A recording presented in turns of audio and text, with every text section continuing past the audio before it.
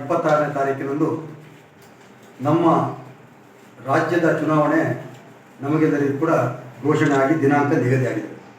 ಈ ಹಿನ್ನೆಲೆಯಲ್ಲಿ ಮಂಗಳೂರು ಲೋಕಸಭಾ ಕ್ಷೇತ್ರದ ಅಭ್ಯರ್ಥಿಯಾಗಿ ಕ್ಯಾಪ್ಟನ್ ನಮ್ಮ ಸಂಸದರಾಗಿರ್ತಕ್ಕಂಥ ಶ್ರೀ ನಳಿನ್ ಕುಮಾರ್ ಕಟೀಲ್ ರವರು ನಮ್ಮ ಮಂಗಳೂರು ಕ್ಷೇತ್ರಕ್ಕೆ ಬಹಳ ದೊಡ್ಡ ರೀತಿಯ ಕೊಡುಗೆಯನ್ನು ಕೊಟ್ಟಿದ್ದಾರೆ. ಇಡೀ ಮಂಗಳೂರಿನ 8 ವಿಧಾನಸಭಾ ಕ್ಷೇತ್ರವು ಕೂಡ ಕೇಂದ್ರದ ದೊಡ್ಡ ಅನುದಾನವನ್ನು ತಂದು ರಾಷ್ಟ್ರೀಯ ಹೆದ್ದಾರಿಗಳಾಗಿರ್ಬೋದು, ಬೇರೆ ಬೇರೆ ಯೋಜನೆಗಳನ್ನು ತಂದು ನಮ್ಮ ಕ್ಷೇತ್ರವನ್ನು ಉತ್ತಮವಾಗಿ ಅಭಿವೃದ್ಧಿಪಡಿಸಿದ್ದಾರೆ.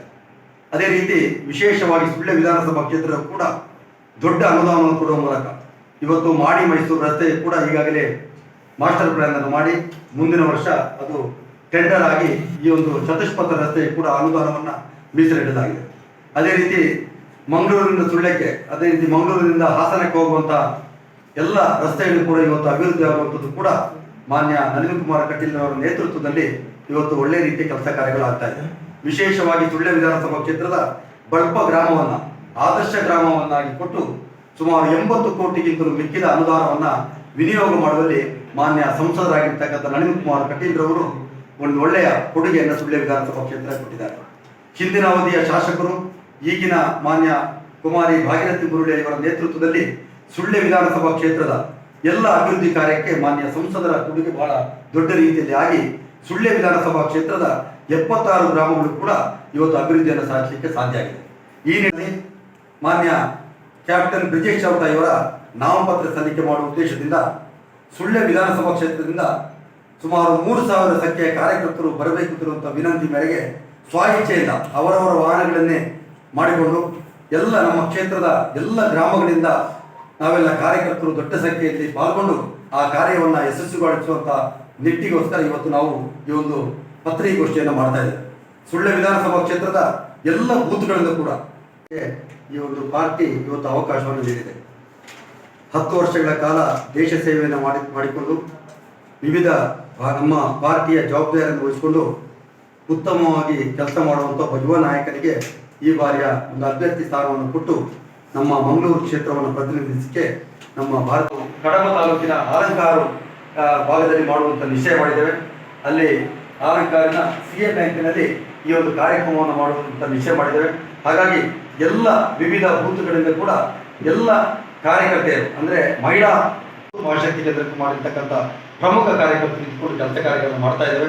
ವಿಶೇಷವಾಗಿ ಮಹಿಳಾ ಒಂದು ಸಮ್ಮೇಳನ ಕಾರ್ಯಕ್ರಮದ ಜವಾಬ್ದಾರಿಯನ್ನು AV ತೀರ್ಥರಾವ್ ಅಂದರೆ ಅವರು ನಮ್ಮ ರಾಜ್ಯದ ರೈತ ಮೋರ್ಚಾದ ಉಪಾಧ್ಯಕ್ಷರಾಗಿ ಈ ಹಿಂದೆ ಕೆಲಸ ಮಾಡಿದವರು, ನಿಗಮದಲ್ಲಿ ಕೂಡ ಕಾರ್ಯವನ್ನು ನಿರ್ವಹಿಸಿದವರು, ಅವರು ಈ ಕಾರ್ಯವನ್ನು ಕೂಡ ನಿರ್ವಹಣೆ ಮಾಡಲಿಕ್ಕೆ ಅವರು ಈಗಾಗಲೇ ಇವತ್ತು ಪ್ರಾರಂಭದ ಸಭೆಯನ್ನು ಮಾಡಿಕೊಂಡು ಇಡೀ ಕ್ಷೇತ್ರವನ್ನು ಸುತ್ತಿ ಈ ಕಾರ್ಯಕ್ರಮವನ್ನು ಯಶಸ್ವಿಗೊಳಿಸಲಿದ್ದೇವೆ. ಹಾಗಾಗಿ ವಿವಿಧ ಭಾಗದಲ್ಲಿ ಅಂದರೆ 76 ಗ್ರಾಮಗಳಲ್ಲಿ ಕೂಡ 12, 13, 14 ಈ ರೀತಿ ಪ್ರತಿ ಗ್ರಾಮಗಳಲ್ಲಿ ನಾವು ಸಭೆಗಳನ್ನು ಮಾಡಿಕೊಂಡು ವಿಶೇಷವಾದಂಥ ಅಭಿಯಾನದ ಮೂಲಕ ಎಲ್ಲ ಮತದಾರರನ್ನು ಮುಟ್ಟಿ ನಾವು ಈ ಬಾರಿ ಸುಳ್ಯ ವಿಧಾನಸಭಾ ಕ್ಷೇತ್ರದಿಂದ 60,000 ಒಂದು ಗುರಿಯನ್ನು ಇಟ್ಕೊಂಡು, ಅಂತರದ ಗುರಿಯನ್ನು ಇಟ್ಕೊಂಡು ನಾವು ಕೆಲಸ ಕಾರ್ಯವನ್ನು ಮಾಡ್ತಾ ಇದ್ದೇವೆ. ಹಿರಿಯರ ಅಪೇಕ್ಷೆ, ಹೊಸ ನೂತನ ಕಾರ್ಯಕರ್ತರ ಒಂದು ಸಹಕಾರದ ಮೂಲಕ ಸುಮಾರು 5,000 ಹೊಸ ಮತದಾನಗಳು ಈ ಬಾರಿ ಸುಳ್ಯ ವಿಧಾನಸಭಾ ಕ್ಷೇತ್ರದಲ್ಲಿ ಸೇರ್ಪಡೆಯಾಗಿದ್ದು ಉತ್ಸಾಹಿ ಕಾರ್ಯಕರ್ತರು ಭಾರತೀಯ ಜನತಾ ಪಾರ್ಟಿಯ ಪರವಾಗಿದ್ದಾರೆ. ಯಾಕಂದರೆ 10 ವರ್ಷಗಳ ಕಾಲ ದೇಶದಲ್ಲಿ ನರೇಂದ್ರ ಮೋದಿಯವರು ಒಂದು ಒಳ್ಳೆಯ ಭ್ರಷ್ಟಾಚಾರ ರಹಿತವಾಗಿರ್ತಕ್ಕಂಥ ಒಂದು ಕಾರ್ಯಕ್ರಮವನ್ನು ರೂಪಿಸಿಕೊಂಡು ಇಡೀ ಸಮಾಜದ ಪ್ರತಿಯೊಬ್ಬರಿಗೂ ಕೂಡ ಇವತ್ತು ಕೆಲಸ ಕಾರ್ಯಗಳನ್ನು ಮಾಡಿಕೊಂಡು ದೇಶದಲ್ಲಿ ಮಾತ್ರವಲ್ಲದೆ ಅಂತಾರಾಷ್ಟ್ರೀಯ ಮಟ್ಟದಲ್ಲಿ ಕೂಡ ನಮ್ಮ ದೇಶದ ಹೆಗ್ಗಳಿಕೆಗೆ ಪಾತ್ರರಾದಂಥವರು.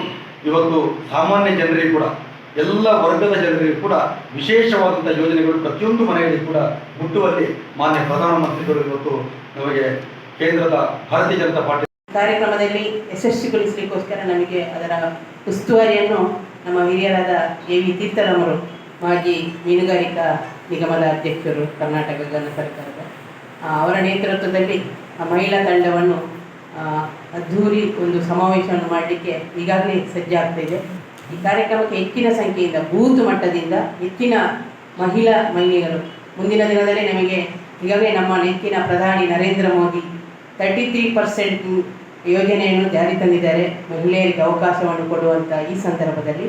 ಈಗಾಗಲೇ ನಮ್ಮ ಪಂಚಾಯತ್ನಲ್ಲಿ ಅತಿ ಹೆಚ್ಚಿನ ಪಂಚಾಯತು, ತಾಲೂಕು ಪಂಚಾಯತ್, ಜಿಲ್ಲಾ ಪಂಚಾಯತ್ ಮಹಿಳೆಯರೇ ಜಾಸ್ತಿ ಇರುವ ಕಾರಣ ಅವರನ್ನು ಒಂದುಗೂಡಿಸಿ ಈ ಒಂದು ಚುನಾವಣೆಯಲ್ಲಿ ಮಹಿಳಾ ಶಕ್ತಿಯನ್ನು ಪ್ರದರ್ಶನ ಮಾಡುವ ಮುಖಾಂತರ ಆ ಮಹಿಳೆಯರ ಶಕ್ತಿಯಿಂದಾಗಿ ಅಲ್ಲಿ ಮೋದಿಗೆ ಶಕ್ತಿ ಬರುವ ನಿಟ್ಟಿನಲ್ಲಿ ಈ ಮಹಿಳಾ ಸಮಾವೇಶವನ್ನು ಆಯೋಜನೆ ಮಾಡಿದೆ. ಅದಕ್ಕೆ ಗ್ರಾಮ ಮಟ್ಟದಿಂದ ಬೂತ್ ಮಟ್ಟದ ಎಲ್ಲ ಸ್ತರದ ಕಾರ್ಯಕರ್ತರು ಇದರಲ್ಲಿ ಭಾಗವಹಿಸಿಕೊಳ್ಬೇಕು ಅಂತ ಈ ಸಂದರ್ಭದಲ್ಲಿ ಕ್ಷೇತ್ರದಲ್ಲಿ ನಡೆಯಲಿದೆ. ಈಗಾಗಲೇ 4ನೇ ತಾರೀಕಿಗೆ ಅತಿ ಹೆಚ್ಚಿನ ಸಂಖ್ಯೆಯಲ್ಲಿ ಸುಳ್ಯ ವಿಧಾನಸಭಾ ಕ್ಷೇತ್ರದ ಕಾರ್ಯಕರ್ತರು ಹಿತೈಷಿಗಳು ನಾಮಪತ್ರ ಸಲ್ಲಿಕೆಯ ಕಾರ್ಯಕ್ರಮದಲ್ಲಿ ದೊಡ್ಡ ಸಂಖ್ಯೆಯಲ್ಲಿ ಭಾಗವಹಿಸಲಿದ್ದಾರೆ. ಈಗಾಗಲೇ ಎಲ್ಲ ಕಾರ್ಯಕರ್ತರ ಭೇಟಿಗಳು ಆ ಹಿನ್ನೆಲೆಯಲ್ಲಿ ಆಗಿದೆ. ವಿಶೇಷವಾಗಿ ಇವತ್ತು ಮತದಾರ ಮತ್ತು ಕಾರ್ಯಕರ್ತ ಮನಸ್ಸು ಮಾಡಿದ್ದಾರೆ. ಬ್ರಿಜೇಶ್ ಚೌಟ ಅವರನ್ನ ಅತ್ಯಂತ ನಮ್ಮ ನೂತನ ಅಭ್ಯರ್ಥಿಗಳಾಗಿರ್ತಕ್ಕಂಥ ಬ್ರಿಜೇಶ್ ಚೌಟ ಅವರು ಒಂದು ಮಾತನ್ನ ಹೇಳಿದ್ದಾರೆ. ಹಿಂದುತ್ವದ ಬದ್ಧತೆ ಅಭಿವೃದ್ಧಿಗೆ ಆದ್ಯತೆ ಅಂತ ಹೇಳುವಂತ ಮಾತನ್ನ ಹೇಳಿದ್ದಾರೆ. ಈ ಹಿನ್ನೆಲೆಯಿಂದ ಅಭಿವೃದ್ಧಿಯನ್ನ ತ್ವರಿತಗತಿಯಲ್ಲಿ ಮಾಡುವುದರೊಟ್ಟಿಗೆ ಮೂಲಭೂತ ಸಮಸ್ಯೆಯಾಗಿರ್ತಕ್ಕಂಥ ಅಡಿಕೆಗೆ ಹಳದಿ ರೋಗ ಮತ್ತು ಎಲೆ ಚುಕ್ಕಿ ರೋಗಕ್ಕೆ ಒಂದು ಆ ಹಿನ್ನೆಲೆಯಲ್ಲಿ ಪ್ರಯತ್ನ ಮಾಡ್ತಕ್ಕಂಥ ಕೆಲಸ ಕಾರ್ಯಗಳನ್ನ ಮಂಡಲ ಅಧ್ಯಕ್ಷರು, ಶಾಸಕರು, ನಾವು ಮಾಡ್ತೇವೆ. ಪದ್ಮರಾಜ್ ಅವರಿಗೆ ಬೆಂಬಲ ನೀಡುತ್ತಿದ್ದಾರೆ. ಅವರ ಅಭಿಮಾನಿಗಳು ಸುಳ್ಯದಲ್ಲಿಯೂ ಇದ್ದಾರೆ.